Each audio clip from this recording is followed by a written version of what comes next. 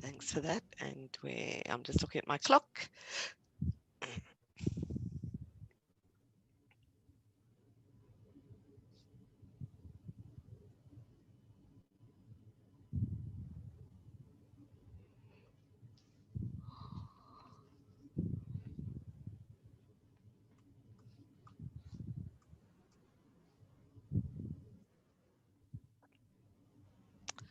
Okay, so it's 2 o'clock, so let's start. Good afternoon, everybody. Sandy Eager here, the current chair of the Refugee Nurses of Australia, and welcome to forum session number 4 for the 2020 RNA Forum. As you know, we were supposed to be in Melbourne in March, thank you to COVID, but I have to say, this alternative way of presenting the forum has, I think, proved to be quite successful.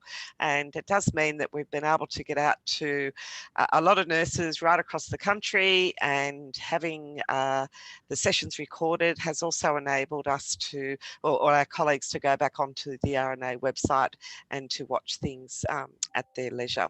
So today we've got another 2 very, very good, exciting topics to talk about from different parts of the country. And our 2 speakers today is, the first speaker is Leanne Schmidt, and Leanne is the CNC for Metro South, the Refugee Health Service up there in sunny Bris Vegas.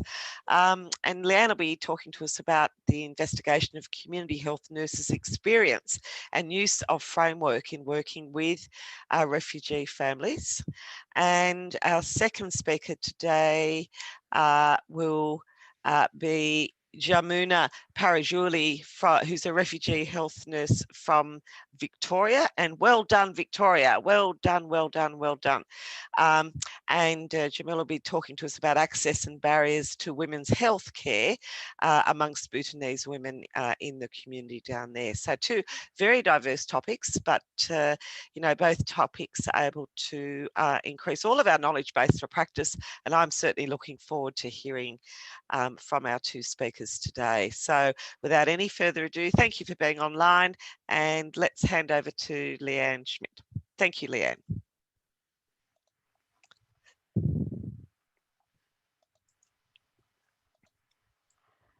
Hello, everyone, and thanks for this great opportunity to be talking to you about our study around nurses working with an assessment framework. I'd like to acknowledge the traditional owners, the Turrbal and Yagara communities, that the land that I'm working from today. Pay respect to those past, present and emerging. Also like to pay respects to the Quandamooka community, from whose photo that sits behind me in this presentation, and also to pay respects to those leaders, emerging leaders from all the many lands that we're coming to this webinar today. I'd also like to acknowledge the research team who are involved in this study, which is Elizabeth Coyne, Hazel Rands and Kitty Hutchinson, who really guided this study. And also to the funding that came to it. It was a small grant that our Queensland Health Minister at the time granted to our service on behalf of Refugee Nurses Australia to improve communication. And so part of this money was $10,000, and that's part of that came to this study. Other parts went to paying for a go-to platform for our first meetings, and to a forum, as well as supporting our webmaster to do the work that she does. And also a big thank you to the nurses who participated in the study and sharing their experiences. This study focused on 4 main themes. We wanted to find out the experiences of nurses working in refugee health with a community lens when we started this piece of work. And what we found that it really came out to a primary healthcare lens in real terms. The assessment frameworks we wanted to know about that were being used, and where we were using those, and where we sourced them from. We also wanted to know what the clinical practice support systems that were available to nurses to help them stay within this area of practice, and whether they were available, and whether they were accessible, and whether they actually used them. And in so doing, we sought then to identify any system gaps. Underpinned by all this work were the nursing standards of practice and the refugee health nursing standards of practice, guiding our scope of practice and informing our decision making. We look at the context of refugee health services in Queensland. We have 5 sites, and this is really important for you to understand the diversity in this space. We're geographically challenged. Our workforce is nearly all part-time, and our models of care are really diverse, and they're really framed by the funding that's provided, the affordability of housing where people are located, and then the services and the welcomeness of the community that it surrounds them in those locations. Another really useful piece of information is the Queensland Framework for Lifelong Learning for Nurses and Midwives. This resource helps map out our educational aspirations and needs, places a framework around role transition, succession management, coaching, and things around clinical supervision that enable continuity of care and person-centered care to be delivered. Our study design in the initial recruitment phase, because our budget was so small, we initially thought we would really focus on just our own team in Metro South Health. But as we started down that journey, we realised we did have capacity to invite all of the other refugee health services into the study. The outcome of this was one other service, the MARTA Integrated Refugee Health Service, agreed to participate. And because we wanted to collect all of that descriptive, the richness of nurses' lived experience, we used a qualitative approach. Ethical approval for the study was gained across Metro South, MARTA Health Services, and Griffith University. In our sample population, we had a potential group of 15 participants, and out of that, 11 agreed to participate. They were all registered nurses and they were all female. And we had a range of experiences that included emergency medicine, pediatrics, midwifery, public health, and mental health. And with most of the nurses having completed formal postgraduate qualifications, and others that were in the process of obtaining them. We developed an interview guide that had 12 broad open-ended questions that sought to find information about the nurse and practice and her experiences, the frameworks for assessment that were being used, the things around communication that impacted on that assessment, and then how did the nurse then sustain herself in a professional support capacity within this really highly charged environment. For those that agreed to participate, they were provided information sheet, and written consent was obtained, and it was a totally voluntary participation. The study was deemed low risk, however, contact details and counselling support was provided for those who may require that. We looked at and doing individual interviews. They were then audio taped. We just transcribed them verbatim. And to make sure that the risk of identification was really reduced, Griffith University researchers undertook both the interviews and also completed raw data analysis. In the analysis workup, we used a content analysis framework, and quite interestingly, at 8 interviews, data saturation was completed. A summary of themes were then compiled out of the data, and they formed the beginning of the foundation of our findings. In the next two slides, I'm going to just step you through those 6 themes. And on the slides, you'll notice some quotes from the participants. So I'm not going to address those quotes, but I'll let you read them as we go through the slide. So the first three themes were practice related and about our families and the assessment, and then how do we get the best out of that assessment for our families. The key things that we talked about were trust, having holistic care in that assessment, being frustrated by challenges around needing to be flexible, adaptable to interpreters, to managing the not triggering distress in that assessment framework. We were really keen to use a genogram, but we also understood that that could actually trigger quite distressing times as people identified people that were missing in their family or were left behind. And it also was identified that it takes time to do this assessment. It's not something that you can just jump into and do, and that's maybe slightly different to some nurses' past experience.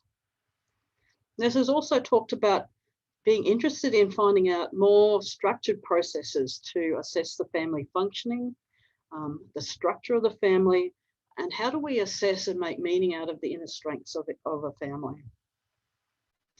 And all contributing to this information was what was the health literacy of the family, of individuals in that family from their lived experience, and how did that influence their health-seeking behaviours.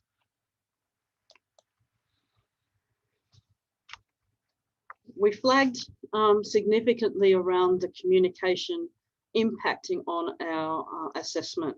And this came into two areas specifically around interpreters understanding their role, the confidentiality concern with small communities and everyone knowing each other, ensuring that we had the right gender interpreter, the ethnicity of the interpreter, and then the intergenerational issues that they may have when there was a disconnect in age from interpreter to client. We did dwell somewhat on the ethnicity. Yes, we were collecting that data, but most of our health colleagues in other services, their systems didn't allow that to be collected. And so our concern for ongoing care for people in the future, once they'd left our service or the support within a primary or a tertiary sector was really quite valid in, well, how are they going to get the right language and the right ethnicity interpreter for the future? Nurses also talked about the strategies that they worked around to build that trust with interpreters, and also to using teachback to break down some of the barriers where there's no equal word in a language, and making sure that the family and the client actually understood what we were talking about, and also that we understood them. Within the case manager, the settlement workforce, there was varying degrees of qualifications. And at the time of this study, we were moving from the one settlement program to another. So there was a change in the qualifications of interpreters, in qualification of case managers, but it didn't necessarily translate to health literacy and how health was prioritised in the settlement journey. And some of the factors that came into that was that the humanitarian settlement program didn't have quality health indicators required. So health wasn't seen as a priority, rather than English, education, and employment being the priorities of the settlement program. We also talked about the things around how do you stay well and the need for debriefing because of the high trauma of clients that may have been on a journey that had lasted many years.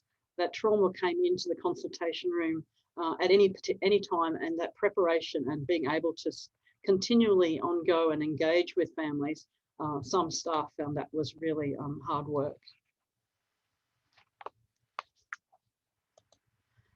So in our study, our bias factors that we considered was that we were a very small sample size. The location of our participants were all fairly close in geographical space. We're not spread out across Australia, for example, and that many of the nurses had quite a length of experience working in refugee health. So if we had more novice practitioners, then the data may have been quite different. And then once again, those models of care definitely impacting on on the capacity of the services to deliver around that ongoing care and assessment. So what does it mean? Well, in this space, we found that experience counts. It means that the capacity to navigate complex spaces comes from those that have been in these roles for a length of time.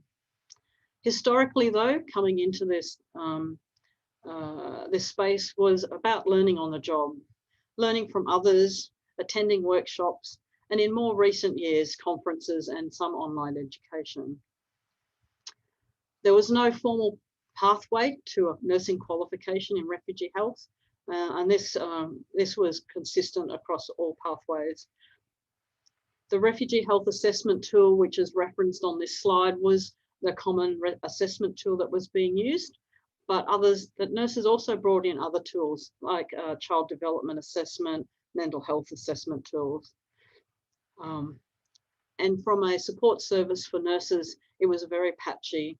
Yes, there was informal debriefing, but peer supervision was very infrequent. There was no clinical support, no clinical supervision provided. These factors then had impact on that wellness for the nurse and the sustainability and retention of services. Health assessment directly was impacted by others.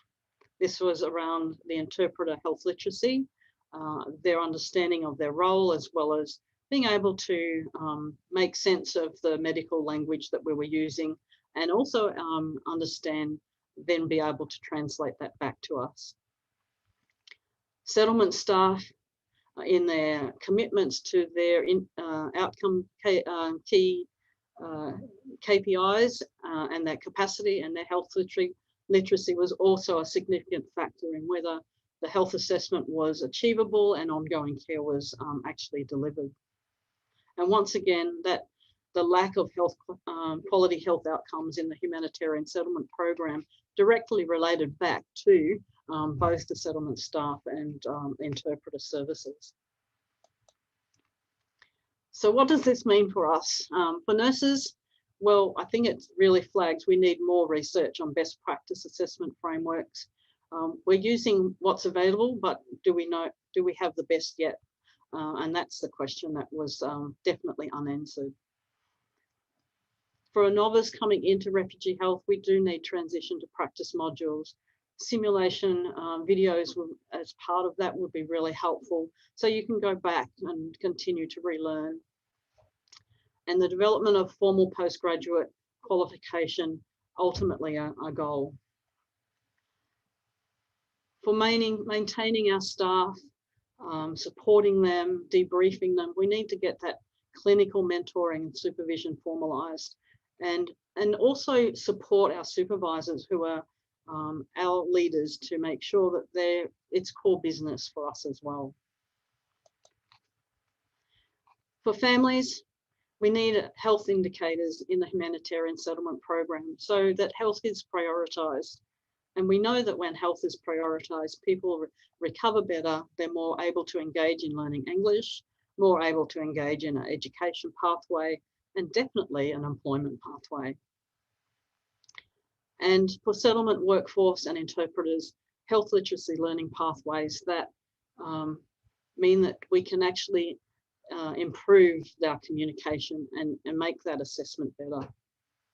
But overarching over this, we need some accountability factors that sit in a reporting pathway. We need to have some goal setting that's agreed at the national level so we can review our progress and kick off targets to make sure that the care that we're setting out from day one actually has an endpoint that is meaningful for our families. So that completes that part of the study, and I just wanted to take the next couple of slides to invite you into a call to action on what we could do with this study. So I thought we'd go back a little bit of an RNA achievement history to bring us into context of how far we've journeyed in such a short period of time. And I go back to that meeting that was held in Sydney with Sandy in September. That there was 4 of us at that meeting. to create a network, a community of practice for refugee nurses. The launch of Refugee Nurses Australia in 2016, amazing work that created a Refugee Nurses Standards of Practice in 2018. And over the last 2 years, there's been considerable work in the Novice to Advanced Practice framework, and that work is nearly complete. Our foundation research just is completed, but it's just a part of a big picture. It's part of a jigsaw puzzle that contributes to the next step. And so I wanted to bring you on this journey of what the next steps could look like, getting you thinking about that vision of where we go to next, because our study is just baby steps. We know that, but it's not actually new information. I think it resonates with it. Most of us in this space, that this is being known to us. It just validates what we have believed in. So my thoughts around this in 2021 and going forward is creating a research agenda for RNA, something that's really deliberate. What do we actually want to find out more about best practice in this space and drive that within a more national and coordinated approach.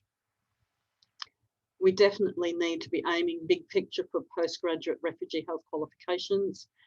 But in the meantime, we need to develop some transition to practice modules. And so who do we reach out to be part of that, that journey?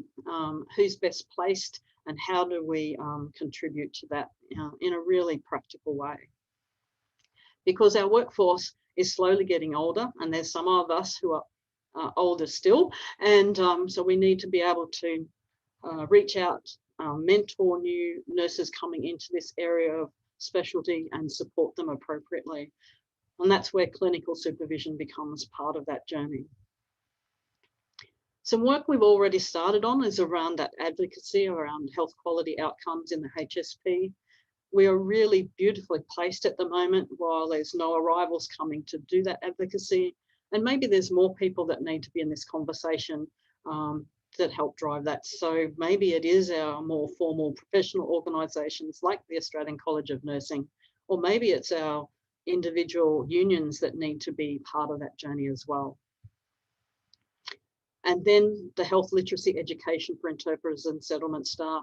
Maybe we need to be inviting those sectors into this conversation as well, rather than thinking that they're external to the conversation. Just some thoughts.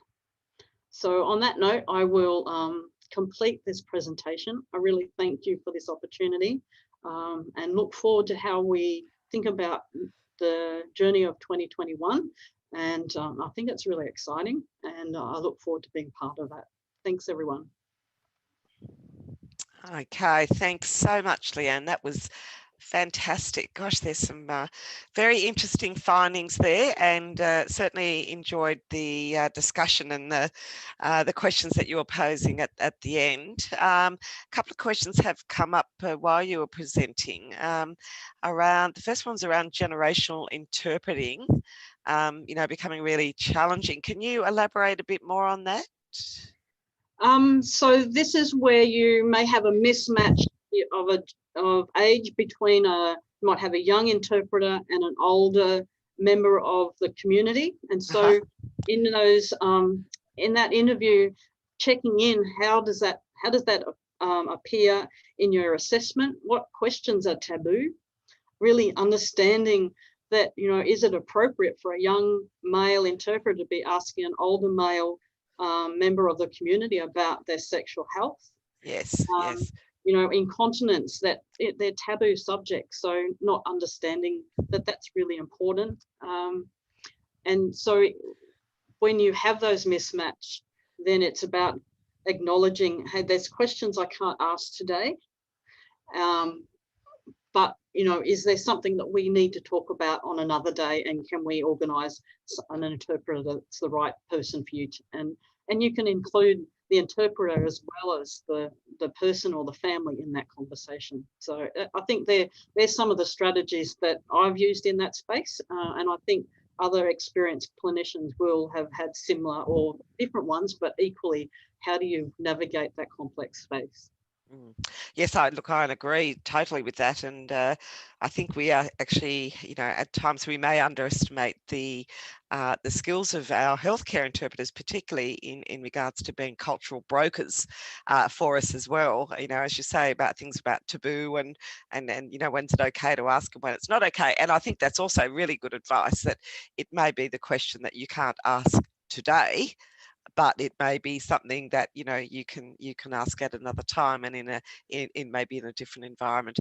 And I think that's the other thing. Even though we'd probably all advocate for for face-to-face interpreters, because we understand the importance of non-verbal communication. Sometimes actually having just a disembodied voice on the telephone when you're having intimate conversations may actually make it a bit more comfortable for people where there is actually no face-to-face contact, funnily enough. So okay, and so for all the audience listening, you could hear the leadership qualities that coming out there in Leanne's presentation. So, behind the scenes, I'll be quietly batting the ball back over the net to her and saying, well done, and off you go. No, we'll certainly take these all of this in mind, and some of those bigger picture stuff around postgraduate qualifications is something that we really need to think about as a national committee. Yeah, I couldn't help but jump in there and put that challenge out, because I think it's really important, and you do research for a purpose, and even this small piece of research, it does bring up opportunities to progress things for the future. So yes, yeah. Look, and there was just another quick question about the novice to advanced practice framework, but I'll just say that to the questioner. We'll actually be presenting that in forum number 5, details of which will be out in the next couple of days, and I'll actually present the findings from that, so you'll have an opportunity to see the framework and see what the results were when we sent it out nationwide. So it's going to be a bit of a journey about who we are and what's the profile of refugee nurses across Australia. So stay tuned for that one. Okay, thanks so much, Leanne. And let's now go across to Jamuna.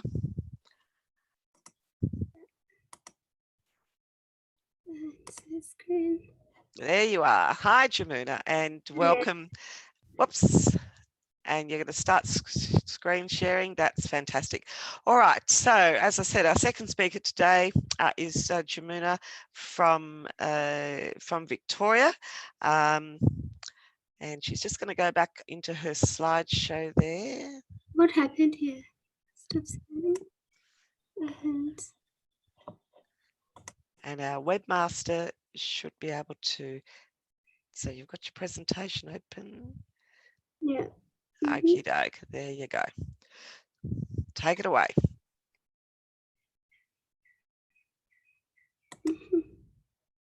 Hi, Sandy. It doesn't come on my display. Why? I'll just call on our webmaster there. You should be able to see that screen. Screen share. It was sharing before. Just try that again. Just try one more time to share your screen. Yeah, and I cannot actually, when I press this, it goes off.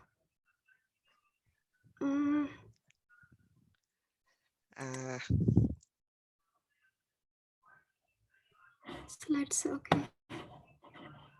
Okay, try from there.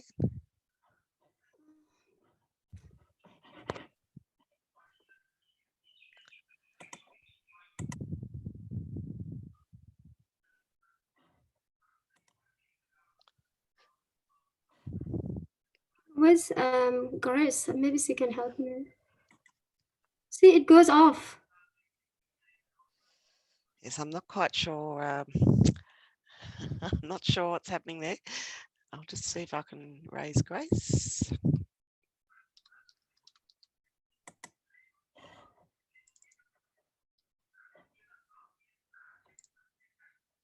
Sorry, people, for this little technical difficulty. We'll try and have you back on board as quickly as possible. We we tested it before. It was all good. Yeah. Maybe you'd just like to start talking through your presentation while we overcome the technical difficulties, Jamuna. Yeah, all right. Okay, so that's okay then. Just maybe I have to go individual slides. It doesn't look good, you know.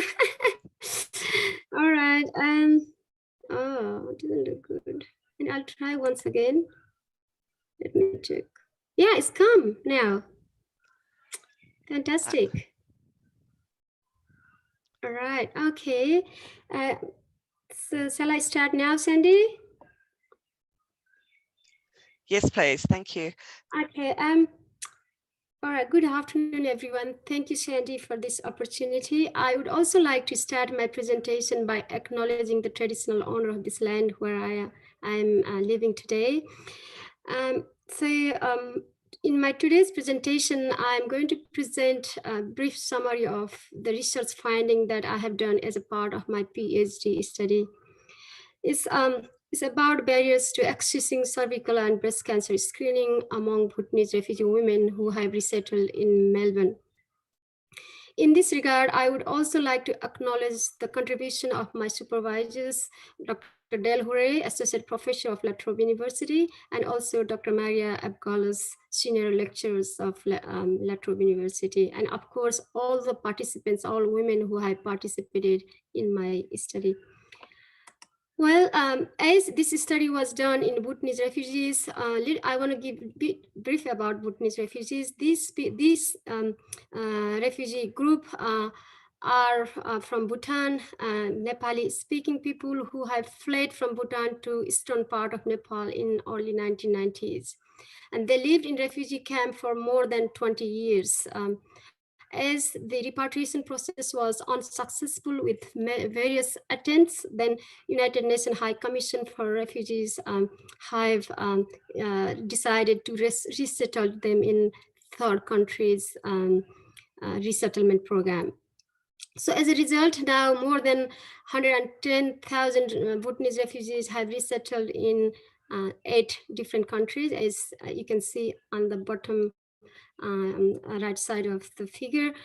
And Australia has taken around 6,000 of Bhutanese refugees since then. And Victoria, there are more than 1,500 refugees resettled in Victoria.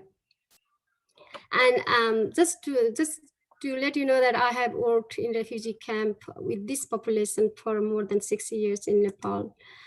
So as this research was done in Bhutanese refugee women, they are recognized as a vulnerable population, and also the research topic that I have chosen has been also acknowledged as a sensitive topic.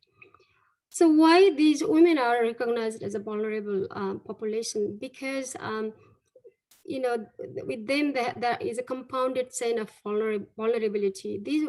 The women in Bhutanese cultural, socio-cultural context are very much male-dominated with the patriarchal social structure. They never had any rights in their family to make their own decisions. They were always lived in a very low socioeconomic status and never given any opportunity for their own education as well. So when they fled to Nepal and lived in refugee camp, they had a very difficult life in the camp. And in the camp as well, male was always recognized as the head of the household, where the ration card was never issued in a woman's name. It means that the women who were in a family violence situation also had to live with them, because there was no chance of getting basic needs without male member of the family. And there was huge gender discrimination in various aspects in the camp as well. And after the resettlement in third country, they have a lot of challenges because of their lack of confidence, because of their lack of education, and also lack of language proficiency. And they have developed a lot of dependency on their children.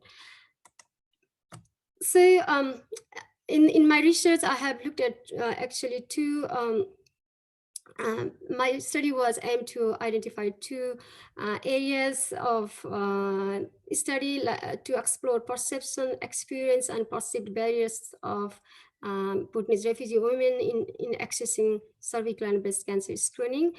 And another aim was to identify appropriate model of care so that these women are able to access services according to their desire. So having this aim in the background, I have addressed 3 research questions. The first question was around their experience, perceptions in accessing cervical and breast cancer screening in Melbourne. The second question was related to their perceived barriers. And the last was around what they want in this practice to make them to be able to access these services as they want. So as a part of my research, I have done a bit of literature review, and out of that, I have published 2 systematic reviews, and they are just here, and everybody can access through Googling them. And one of the systematic review was based on Australian studies, whereas other overview paper was published based on studies all over the world. So it looked at the barriers in terms of accessing services. And surprisingly, the literature review findings was when we think of the barriers, we always think of others. When it comes to refugee and asylum seekers, we always think of them, and that barriers may lie on them. But the literature review have identified that the barriers are not only related to refugees, but also related to health professionals and also healthcare system in the country. So barriers related to refugee were mainly language barrier, cultural barriers, their health beliefs, refugee experience, obviously employment, financial barriers, whereas barriers related to health providers, health professionals were about lack of cultural competency, lack of knowledge around health issues of refugees, interpreter use, difficulties in using interpreters, also using family members as well. And obviously the barriers related to health care were about the location of services, that there are different layers of services that was not helpful for refugees to access, and also transport issue was very highlighted in the literature review. Okay, so in my research, I have used intersectionality as a framework for my research, where intersectionality recognized women's multiple identities, and these identities somehow interconnected and intersected to influence their ability to access these services, which are readily available in their resettlement country. So for example, Bhutanese refugee women, being refugees, being lived in refugee camp for many years, not being able to read and write, having low health literacy, having a deep belief in conservative practice, having language barriers in resettlement context, and being less exposed to Australian healthcare system, all have actually interconnected and intersected in influencing their ability to access health services, including cervical and breast cancer screening. So I used qualitative research method to explore their lived experiences when phenomenology and feminist research method was used in my study to explore their lived experiences. And feminist research value women's stories, opinions, and experiences respectfully. So I may not go on detail on this, and I use in-depth interviews, and I interviewed 30 Bhutanese refugee women to collect my data, and where I had to use photo elicitation, because I will talk a bit more about the findings later. But the many women in this study didn't never heard about cervical and breast cancer screening. So to start my presentation interview, I had to show them some photographs. What is it, that they think about that. So that was like an initiation of my interview as a first photo elicitation. And I use 6 steps IPA process for data analysis as well. And I found that was very interesting. As a part of the research finding, I have written 5 papers and 4 have been already published, and everybody can access those publications, and 1 I'm waiting to be published. The summary would be, obviously, I interviewed 30 Bhutanese refugee women lived in Melbourne, and these women were living in Melbourne from 5 to 7 years. In the study, 13 out of 30 women in the study had never heard of cervical and breast cancer screening. 15 women had undergone the test, but only 2 women have followed it up. Average time of using first screening was around 5 years, those who have done that screening. And 21 out of 30 women were illiterate in the participants. So the surprising findings in this research is all women accessed GP practice many times for other health conditions, but screening was not offered, not discussed, and not asked about. Well, when it comes to the barriers to cervical and breast cancer screening, it also have been divided. The barriers are divided in 2 parts. One is among refugees themselves, and one is among health professionals. So as I have already mentioned, that the refugee experience has been a big barrier for these women because they lived in a refugee camp for a long time where preventative health services was not the concept. They used to access services when they become sick.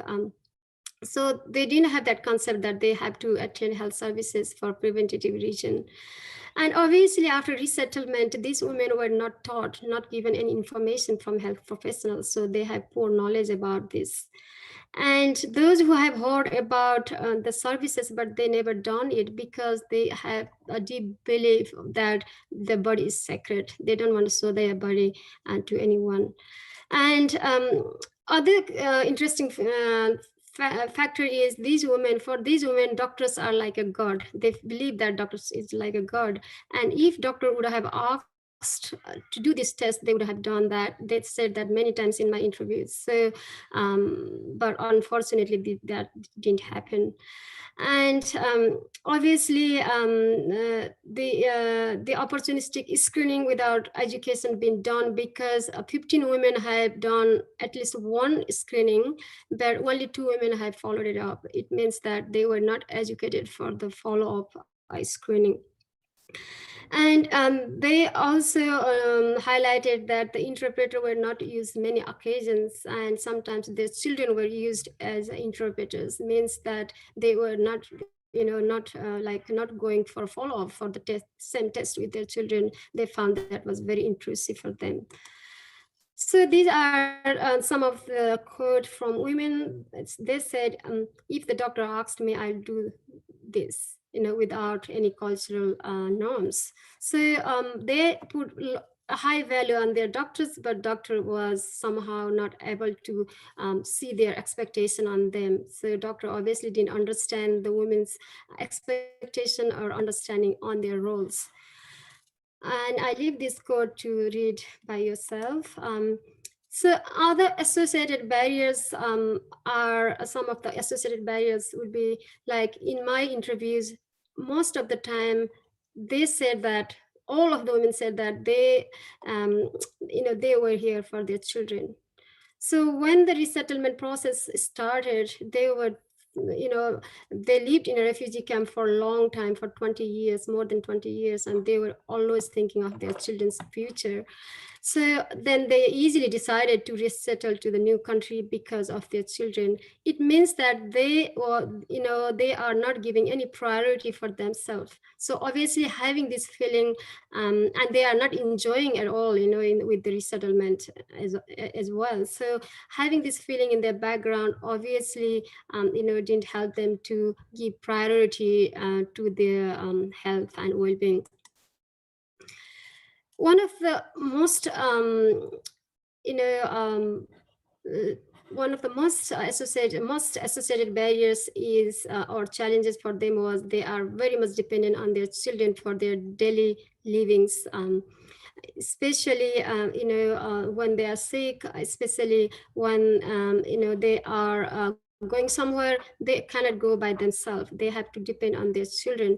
So somehow they started to feel that they are not a mother, they are like a child. So having that feeling, that their motherhood was on a challenge as well. So that disempowered them in a way that they were not interested to look after themselves at all, because of thinking of the burden on their children.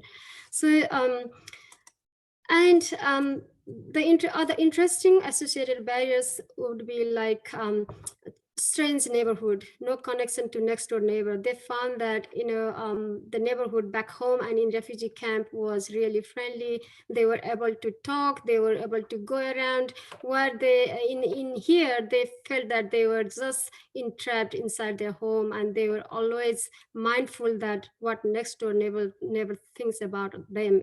So that having that feeling didn't help them to engage socially and also engage in terms of accessing services.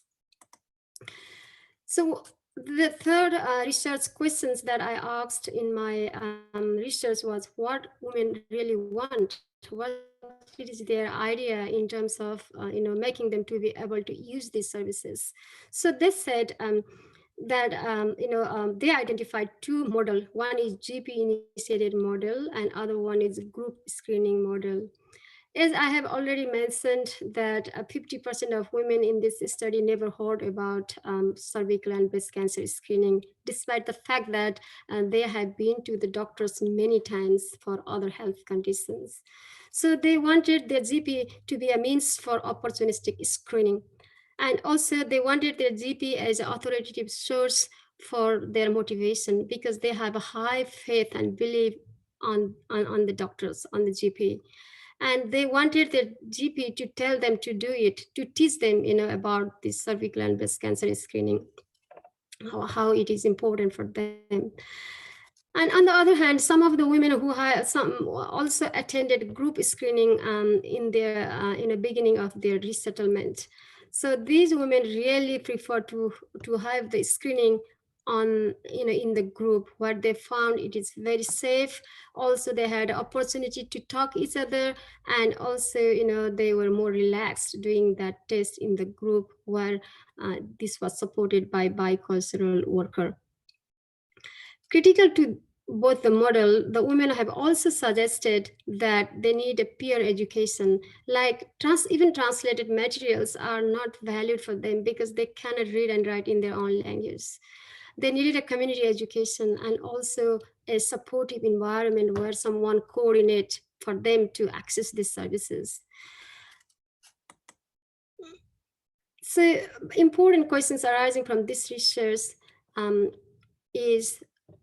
can be challenging for a health worker, because it shows that health worker was somehow failed to offer the services or talk about the services, and 13 out of 30 women never heard about the services, and only 15 women have accessed only one-time screening services. It means that as a health professional, do we provide need-based care to people with special needs, such as refugees? And with the Bhutanese refugee women, especially, they have high faith on the doctor. So do the doctors understand the expectation of Bhutanese refugee women and their influence on them? So in the broader spectrum, how can we incorporate women's ideas and preference that has been identified in this research? And how can we improve access in health literacy in illiterate population? So we never realized these women were nearly crying with me when I interviewed that they were given a lot of literatures, a lot of health information in written language, even translated language, and they were not able to read anything. So something we assume ourselves that they can read and write, but they were not. So that was quite emotional when I was interviewing them. The conclusion would be, obviously there was a perceived limited value in preventative screening among women. Symptoms-based health behavior or phenomena of no symptoms, no checkup was central. Women's dependency on their children didn't help in accessing services. And on the other hand, health professionals failed to provide opportunistic education and service required for women. And findings also urged health professionals to self-educate on the barriers to health seeking of this vulnerable group and their multifaceted nature of identity. And on the other hand, refugee women's own suggestions of GP-initiated model or group screening model has been highlighted as the way to go. So in summary, we need to identify the gaps in our knowledge and understanding to help them, reflect on our own cultural assumption and expectation, take opportunities to educate and explain, and ask about preference and values important to women. These are the four main abstract themes that has been identified in my research.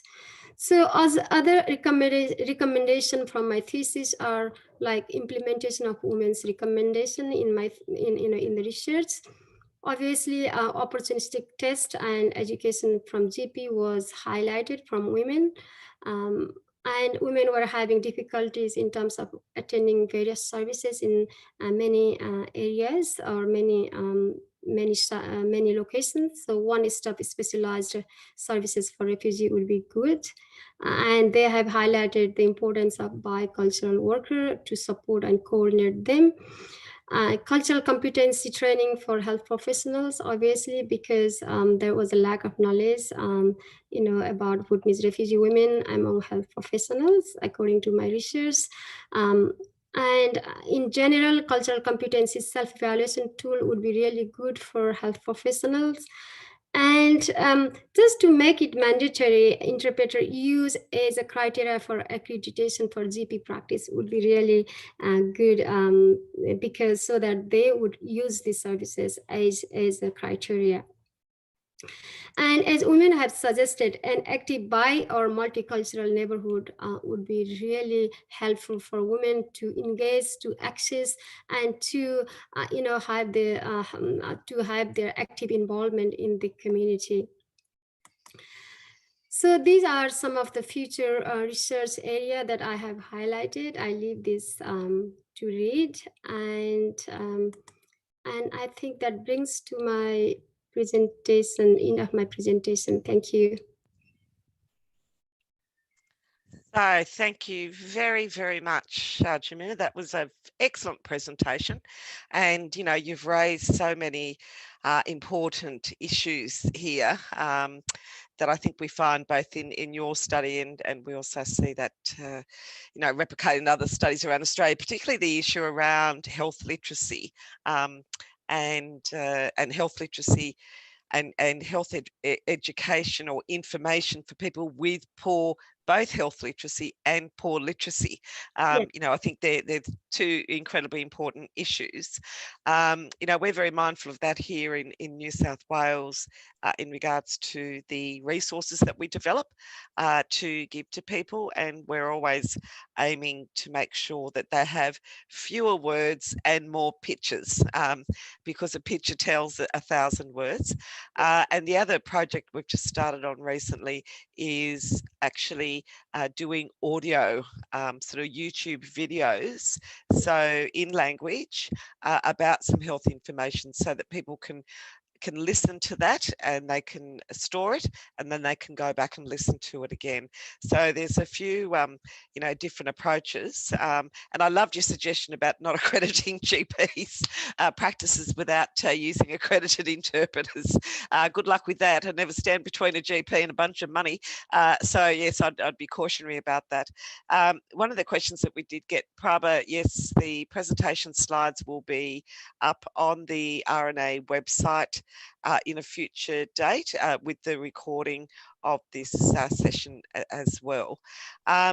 So just again, another question from me. So you mentioned that you were working offshore in one of the refugee camps with this population, Jamuna. Yes, that's right. Yeah. And and were you working for a particular organisation? You may have said that. I'm sorry, I missed it. That's okay. I was working through Save the Children, Save the Children UK, in the refugee camp, in the same refugee camp that I showed you, and the people who were from there. You know, that's why I chose this population to do my research, which was really beneficial. Actually, me being outsider and also being an insider, you know, in the research area was really was the strength of my study as well. Yeah. Yeah, that's, I mean, particularly, I mean, access and trust, as you say, in particular groups can be very difficult. So that's, that's, you know, you had a unique position there to be able to gain access to the community and for the community to trust you. That's right. Yeah, that was really, I met one person who I met in the camp as well. So that was quite emotional.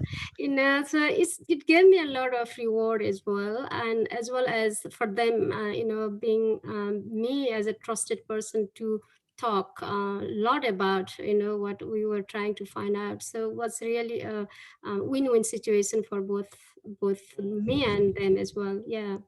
Yes, and I think interesting too, but not surprising, the views of this particular community about how they view a GP, how they view a doctor, you know, as you know, as a god and the fount of all knowledge. And I have to say, one of the things that we do here in the Sydney Refugee Nurse Program is point out to people how nursing does work in Australia and how well qualified nurses are in Australia, and the scope of practice that nurses have as well, so that they understand that some of the options for them around healthcare, and particularly women's healthcare, for nurses doing cervical screening and breast screening as well.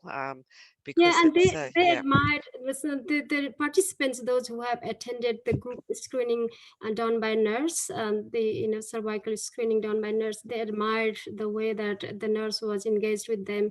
So obviously, group screening would be really a good way to go, actually, for these women. Yes, so it's really they have really positive feedback. How safe it was, how the way they got the chance to discuss each other in the group, sharing their own experience, because that was the first time they did that test.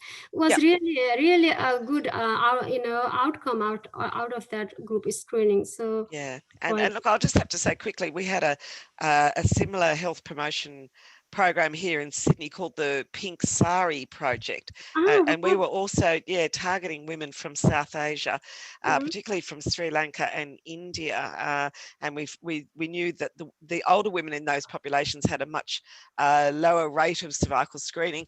So what we did in that was we actually targeted their daughters, who'd grown up in Australia, so were very contemporary, and were very savvy and blah blah blah, knew all about it, and got the daughters to recruit the aunties and the grandmothers, and a bit of a competition about who could bring the most family members along to the Pink Sari, with a big launch in the town hall with lots of food and dancing.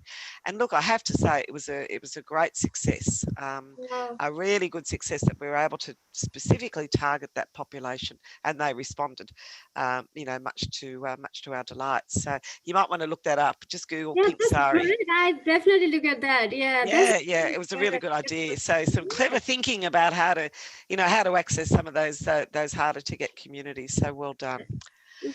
Okay, so look, we're coming up to 2:58. I'll just put a shout out there. Is there any other questions from our audience that you'd like to put into the Q&A or into the chat?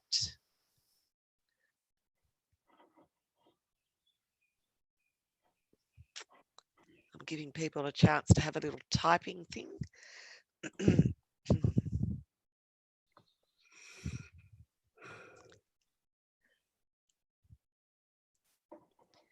Okay, so so just one final question from me. So where will you be publishing this? This has they have been, my article have been published in journal articles that I have listed there. Yeah, I have already listed there, so they are there. Oh, okay, I saw the literature reviews. And also other findings were there as well. The journal are there, you know. Oh, okay. Sorry, I might have missed that. I'll go back to that and have a really good look. I'll have a mum look this time. Yes. That's great. Thank you. So one has been published in Contemporary Nurse. Oh yes. Regarding cervical screening, and about the identity, it has been published in TAJA. It's the Australian Journal of Anthropology. Yep. And other has been published in Health Promotion Journal of Australia.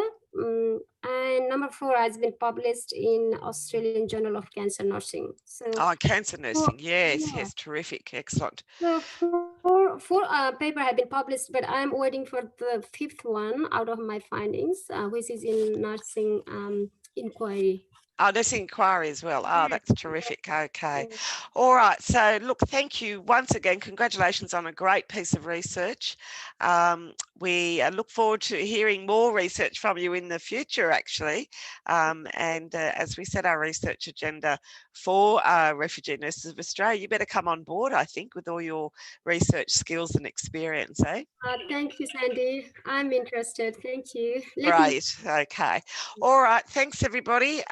Thanks for coming. And as I said, look out for our 5th and final forum presentation for the year. That will be in the first week of December, and that flyer should be out shortly. Thank you once again to the Ingham Institute for their webmaster skills and for hosting us. And again, thank you to Leanne for a very interesting and thought-provoking presentation. It makes me proud as the chair to see such a great depth of talent and skills that we have amongst our nursing members across Australia. So well done to the both of you. Thanks very much, everybody, and we'll see you again. Bye-bye. Thank you, Sandy. Thank you. Bye. Thank you, Leanne. Thank you, Leanne.